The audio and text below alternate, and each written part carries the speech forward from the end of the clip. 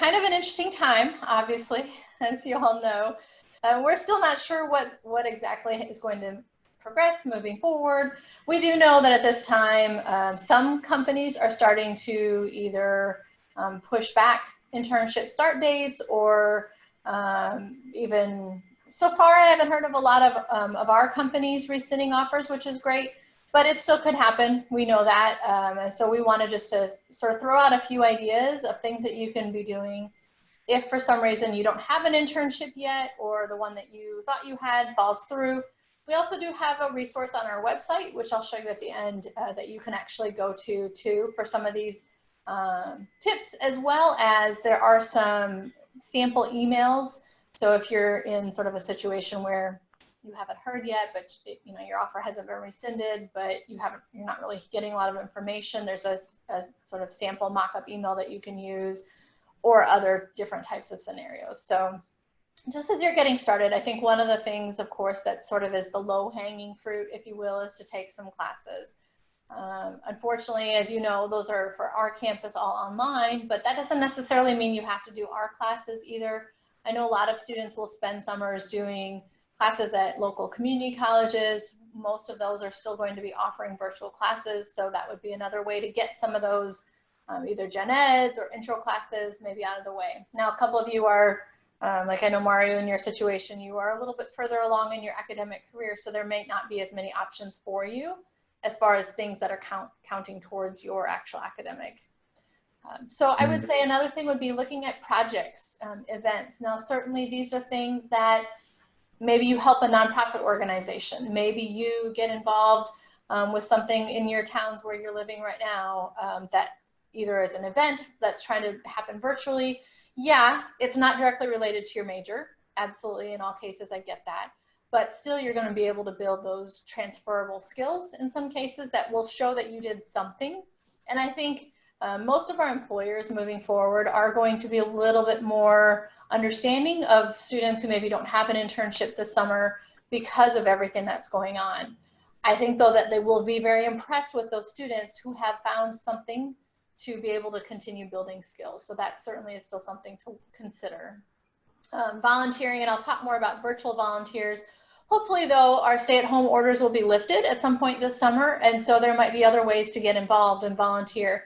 Again, not necessarily something related to your major, but being able to build sort of that thought leadership, which employers often look for. So that would be coming up with a new process for food distribution at a food pantry. So the process part and the creativity part is what employers are going to look for, not necessarily that a food pantry is directly related to your field, but a process engineer comes up with new ways of doing things, for example. There are some companies that will still be open to job shadows, probably in a less organized fashion, more so in a, hey, you get a connection or you get a contact and you reach out to them and say, now that COVID is lifted, the stay-at-home order is lifted, can I follow you around? So maybe it's July, maybe it's August, and you follow a scientist or an engineer around for a day, get a feel for what they're doing. Again, it shows that initiative. It shows that you are going out trying to find something, and hopefully it'll help you make some good connections and contacts. So when you are looking for that next internship or that full-time job, you'll already have built up a pretty decent relationship. So it's kind of like going back to what some students did, maybe even their first year. They're trying to build those job shadows. So pulling in some of those pieces, it's still going to be valuable. Maybe not quite as valuable as if you had an in-person, on-site, full summer internship, but still you're going to be able to build both contacts and also learn a little bit more about the field. Also, some labs will probably open before some of the other bigger company opportunities. So there might be an opportunity to get involved in a research or even still like a research experience for undergrad, something that's a little more structured at this point. A lot of those are kind of in a wait and see pattern. So I would say if that's something you're interested in doing, reach out to some faculty and say, hey, I know we're in a wait and see, but if something were to open, I'm going to be available and would love to connect with you to do some research in your lab. All that being said, if none of that works out, there are also part-time jobs. Again, not always directly related to the field, but where you can build those transferable skills, things like your communication skills, where again, you can show, hey, this is the initiative I took this summer because of everything that was happening. Of course, teamwork is important in all of our worlds. Safety, adhering to rules, those types of transferable skills are important in any science or engineering role. Leadership is another piece, I think, that especially if you haven't had an opportunity yet to be involved in a student organization or something where you've had a leadership role, a lot of times you can do that in a part-time job. Even if you're working as a barista somewhere, being able to train new baristas can be one way to build up those leadership and problem-solving skills as well. Computer skills we're finding more and more importance in both chemistry and chemical engineering right now, so that could definitely be something, and I'll show you in a second some virtual ways to do that too. And of course, organization. I would say networking is also going to be really, really crucial during this time. If you can sort of present it as like, I'm here to help, I'm here to commiserate with you, reaching out to alums that you perhaps knew, or also connecting with alums that you don't know. This is something that's more of a longer term planning. So usually we encourage students not to do networking when you're in the midst of your job search. So you're planting those seeds for later on down the road, so when things do open up. So if you say you have an internship right now, but you're still kind of on sketchy terms, you're not sure if it's going to come through, I would absolutely recommend starting that networking process. So reaching out to alums, reaching out to potential employers, anybody that you might have met previously at a career fair or something like that that you would be interested in. Certainly making those connections, and not making the connections to say, hey, do you have any jobs open, or are you on a hiring freeze at your company? But just reaching out to connect, to maybe commiserate together. If it's somebody that you knew, just update each other. What's going on in your life? What's going on in your world?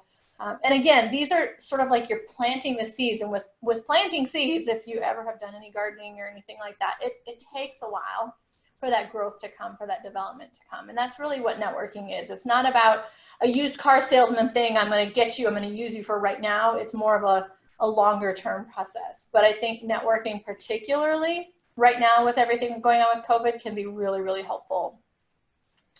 There are a few other things that you can just do, basic stuff like read about potential jobs. If you're not completely 100% sure this is exactly what I want to do, or this is the industry I want to go into after I graduate, spend a little bit of time every week just reading. Do a general search online, see if there are videos on YouTube. It feels like a waste of time, but you're actually doing something that might help you when things do open up to say, like, I know this is what I want to pursue. Informational interviewing. Have you guys heard of informational interviewing at all? Is that something you're familiar with? Yes, no, no, okay. So informational interviewing is basically something that you direct. So whereas a normal job interview is being directed by the employer, an informational interview is something that you're going to direct. So it's where you have an opportunity to sort of lead the conversation, to validate, for example, is this my career choice? So it's taking it to the next step with that networking that you're doing. So, okay, I've got this connection. Ask, hey, can I just schedule a 15-minute phone call with you to learn more about your job? I'm trying to take advantage of this time of everybody being quarantined or stay-at-home orders to learn a little bit more about what I might be interested in. And to be honest, people love to be able to coach and talk normally. Oh, wow, here's somebody who might be following in my footsteps. That's exciting. But even more so right now, people are craving, I think, a way to be able to give back. And so if you're reaching out to someone who's at a company who's in a job that you think sounds interesting, say, I'm trying to validate my career choice. I'm trying to decide if this is the industry or the type of field that I really want to go into. Could I set up a 15-minute conversation with you and learn more about your job? Figure out a little bit more about what you have enjoyed doing or what you don't enjoy doing or what a typical day looks like. And it's a great way for you to be able to say, wow, yep, that is exactly what I want to do. It's also a great way for you to start narrowing your list of employers. You might be talking to an alum or somebody who says, oh, this is a terrible place to work. Well, that might help you, of course, take it with a grain of salt, especially right now. People are stressed and frustrated and probably not all loving their employer as much as they did 3 months ago. But it's still something that you can hear from. Like if somebody's saying, wow, yes, things are frustrating and I'm having to work remotely, but my company's really doing a good job taking care of me. That might help you to say, well, this wasn't necessarily a company that I had valued before, but maybe it's somebody that I should consider.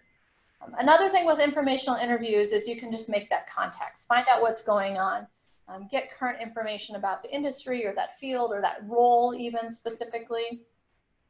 And then certainly get some leads. So leads might be things, again, that you're planting the seeds for the longer term, perhaps leading to a job when things open up, or maybe it's just leading to another informational interview. That's okay too, because even leading to another informational interview, we have had several students, particularly during times of like recession and so forth, where reaching out to one person has led to reaching out to another person, has led to reaching out to somebody who actually can do something as a hiring manager. So really, the informational interviewing, in theory, is about you learning. It's about you exploring and discovering what options are out there.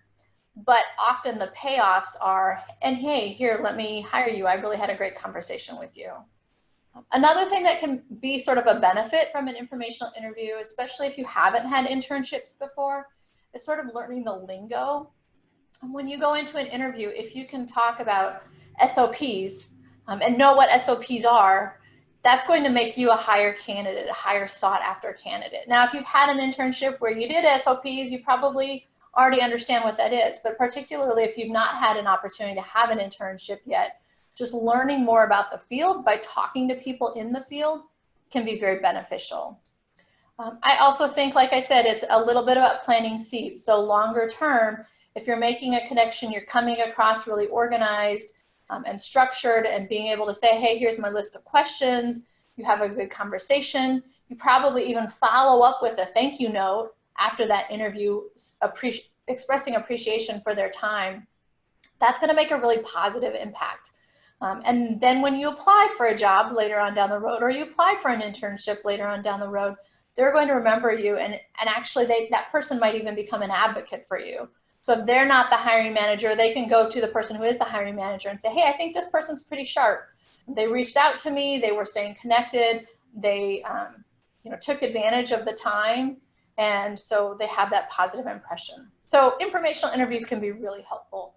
And finally, it just gives you a little more confidence. I mean, I will absolutely admit that the first couple of times you reach out to do an informational interview, it's going to feel really awkward. It's easier if you start with somebody that you kind of know or that you've met before and just say, hey, I want to talk to you about your job and I want to learn more about your field. Who are your competitors? What do you like? What's a typical day? Any of those types of questions. And I've got a handout I will send out to everybody after this as well. But the other thing is it gives you confidence, because most likely it's going to be a two-way interview and they're going to ask you some questions about yourself. What are you thinking about? What do you think you want to do? Why do you want to do that?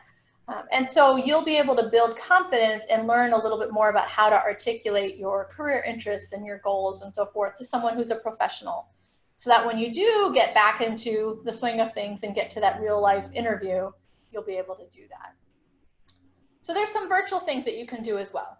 So certainly this sort of first part I've been talking about networking and learning more about the field and doing different ways to do that, as well as the taking classes and so forth. But there's some virtual things that you can engage in too. There's a company called Parker Dewey that does virtual micro internships. Most of the time, or I think through Parker Dewey, they're always paid. And a lot of those, to be honest, are going to be more the data science, more the computer type things. But just the other day I was on there and they were looking, there was a consumer products company that was looking for someone to do, again, some data science, but something that would more be a modeling type project. So a chemical engineer who's interested in consumer products would be perfect for that role. So you can go to parkerdewey.com, you would log in with your Illinois information and sort of scan through. Now, it's constantly being updated.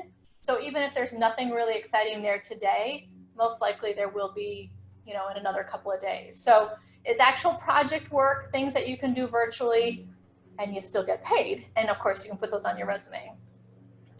Coursera is another great place.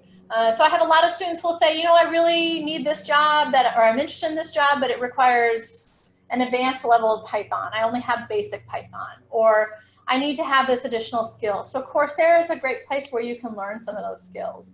Normally, I would tell students it's not that great to put safety training or safety classes, or things like that on your resume.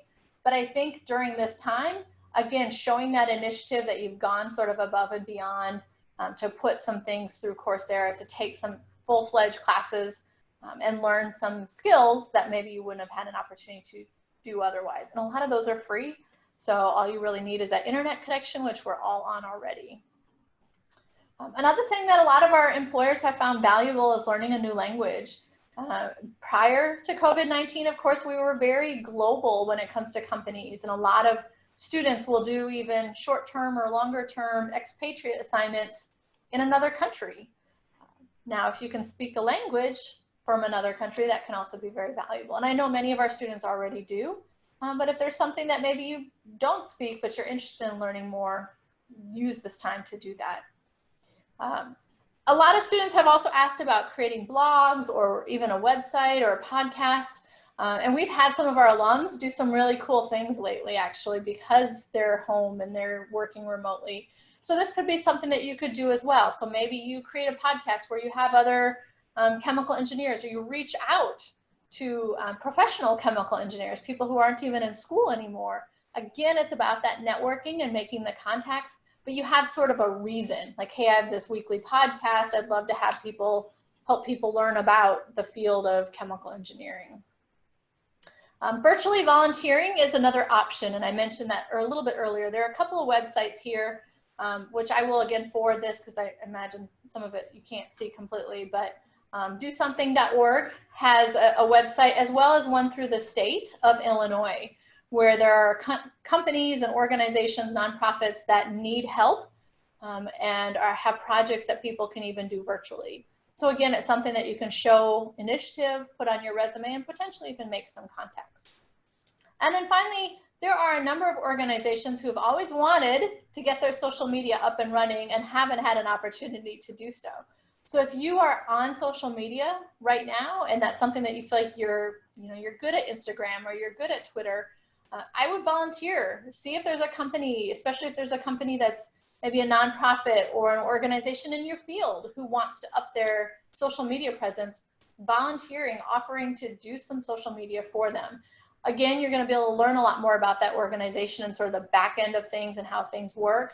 But it's also something that you can show initiative. You can put on your resume as, hey, I did these projects. So basically, a lot of different things sort of centered around the topics of learning, just to continue learning about your field or what types of jobs you might want to be in. And that's really one of the big things that we get out of internships, in addition to the actual hands-on experience. But then also networking, so making connections, whether it's through an informational interview, job shadow type unofficially, or reaching out to people to offer your assistance, or even things like actual experiences where a virtual micro internship like Parker Dewey can be something that you get involved in. So that's basically what we've got. We're still taking appointments through Handshake. So if you want to make either a Zoom or a phone call appointment with our office, you can definitely do that through your Handshake account.